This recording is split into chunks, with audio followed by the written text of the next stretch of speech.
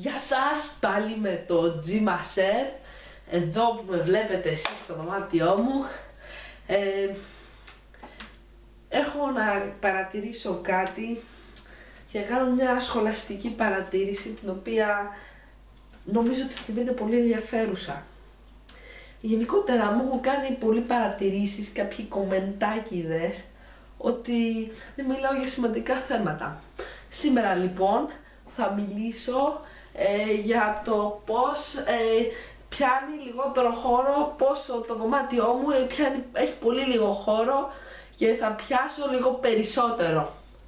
Λοιπόν, ας το δούμε με βήματα. Βήμα πρώτο. Εντοπίζεις το στόχο, τον ακινητοποιείς και τον χρησιμοποιείς για κάποιο καλύτερο λόγο. Αυτό το τσαντάκι για παράδειγμα εδώ δεν έχει καμία δουλειά στο δωμάτιό μου. Ποιος ο λόγος να υπάρχει? Είναι ακριβά, δεν είναι τσαντάκι, είναι ο τρίποδας της κάμερας του G Maser που αγοράσατε με την φωτογραφία που πούλησα στο eBay. Εσείς την αγοράσατε επειδή εσείς με αγοράσατε, καταλάβατε. 3.000 €. Λοιπόν, αυτό εδώ πρέπει να το βάλουμε κάπου το οποίο να είναι χρήσιμο. Πού θα το βάλουμε?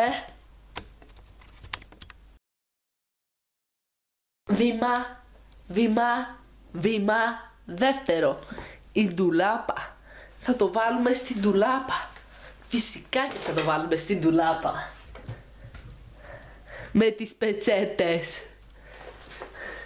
Είναι ένα ντουλάπι το οποίο ποτέ δεν ανοίγω και θα το βρίσκω συνέχεια. Πώς θα εξοικονομείτε το χώρο? Το βάζουμε όσο πιο βαθιά μπορούμε, να το κρύβουμε για να μην μας το πάρει καμιά μαμά και μας το βάλει αλλού και δεν μπορούμε να το βρίσκουμε μετά. Φανταστείτε τι καταστροφή θα είναι αυτό, ξέρετε, αυτές τα βάζουν όπου θέλουν. Παράδειγμα στη χαρτούρα μέσα, στα ράφια, τα τακτοποιούνε. Και τώρα η ώρα για το... Και τώρα η ώρα για το τελικό βήμα, το οποίο είναι το πιο σημαντικό. Πώς θα το ξαναβρίσκετε? Απλά το κρατάτε εδώ. Εδώ. Ξέρω, δεν είναι τόσο εύκολο είναι για μένα σε όλους σας. Γιατί έχω ένα ανώτερο πνευματικό επίπεδο. Το είπε και ένας φίλος μου ότι είμαι ένας νεανίας με ψηλό πνευματικό επίπεδο. Αλλά όλοι μπορούν να κρατήσουν ένα πράγμα εκεί πέρα. Δοκιμάστε το. Θα σας βοηθήσει. Αρκεί να το προσπαθήσετε. Και αυτά τα κόκκινα που έχω εδώ δεν είναι από τέτοιο, από αλλεργία. Είναι επειδή έφαγα 2 μπουνιές από 2 φίλους μου. Επειδή τους είπα χαζά. Επειδή έτσι βρίζονται οι φίλοι μεταξύ τους και αυτοί το παρεξήγησαν και μου ξαμπουνιάσαν. Άλλοι φίλοι παίζουν μεταξύ τους ξύλο.